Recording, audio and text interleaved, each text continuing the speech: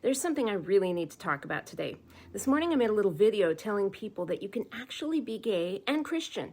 I don't know if I said that it's not an oxymoron, but that's one of my favorite things to say on the topic. So let me say it again. Gay Christian is not an oxymoron. Okay, that out of the way. One of the commenters on that video accused me of cherry picking. To be more specific, this is what he said. By your reasoning, you can just use Jesus to do whatever you want and say, I'm a Christian, so it's okay. The way I understand it, when you accept Christ, you're accepting that you will try to live like Christ. He's not a get-out-of-jail-free card. Here's the thing. That's not how Christianity works. Well, unless, of course, you happen to be the President of the United States, because apparently that is how it works, but I don't want to get into politics today. Here's how it actually works. When you accept Jesus as your Lord and Savior, He changes your life. You don't stay the same. Things are different. You suddenly discover that things you used to love, they don't interest you that much anymore. The things you used to hate, well, you can't get enough of them, or something like that. When I finally understood the gospel, God allowed me to fall in love with the person that had hurt me the most. And I don't mean romantic love, but I deeply care about this person that hurt me, the person that hurt me the most in the world. I will be talking about that eventually, but you'll have to wait because I want to debut that on a live stream. So just make sure you're following me so that you'll get notified when I go live. I'm halfway there. I only need 25 more followers as of this filming. But God really changed my life. I began to find that things that used to annoy me suddenly didn't. Things that used to make me angry didn't. My heart is changing.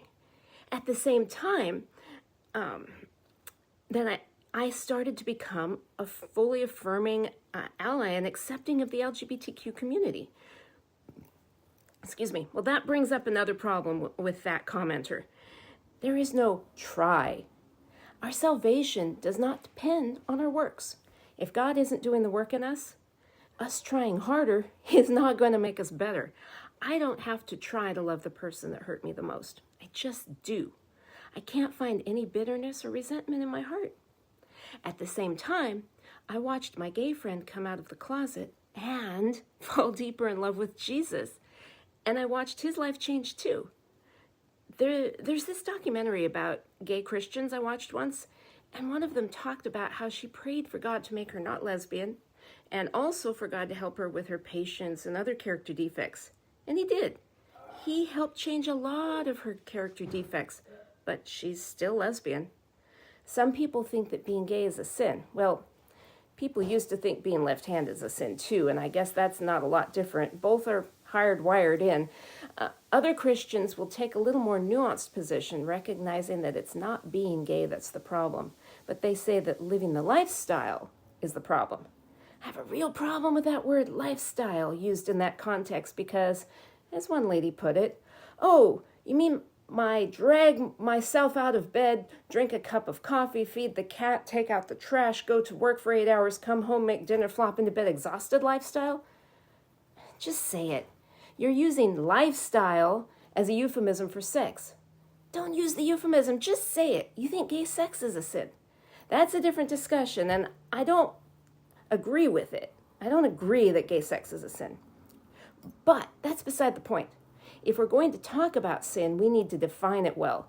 And the best definition I have is anything that is unloving. Let me know if you'd like to have a more thorough discussion on that topic because this video is getting long enough already. My point is, I can't see how two people who fall in love and want to be committed to each other for life in a monogamous, covenantal, other-centered relationship is unloving. So to bring it all back around, when God comes into someone's life, He changes them from the inside out. It's a matter of the heart. There is no reason that a gay person, whether they are celibate or married or whatever, cannot be experiencing that change of life that comes from having God living inside of them and working out His salvation in their lives. This is what I believe, and this is what I will defend with my last breath. If this spoke to you, please drop a comment, share the video, hit the follow if you haven't already. I plan to make more content like this to support the LGBTQ community every day. Maybe not with this much planning and subtitles and all of that, but I will put up something every day. That's my commitment to you.